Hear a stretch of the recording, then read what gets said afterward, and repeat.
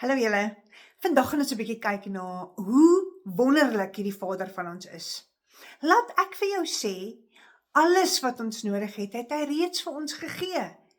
Niks wat jy kort kom, niks is nie reeds vir ons gegee nie. So vandag het ek 'n hele hoopie geloof nodig gehad.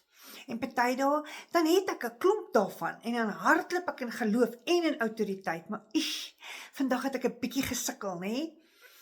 En vinnig, terwyl ek so praat met my Vader, sê die Heilige Gees vir my, jy moet onthou, in die woord, in Romeine 12 vers 3, so daar aan die einde staan, dat God die Vader vir ons die mate van geloof gegee het. So, ek kort geloof, hy het dit vir my gegee, so ek het dit, so ek kan dit vat. En die volgende wonderlike skrif, in Romeine 8 sê hy, en wanneer ons nie weet hoe om te bid nie, want party dae is dit net moeilik, en party dae is dit net 'n bietjie rof, nê? Dan sê hy, dan sal die Heilige Gees met versigtinge voor die Vader vir ons intree. Dit slat my stom, dat hierdie Vader regtig vir ons so lief is.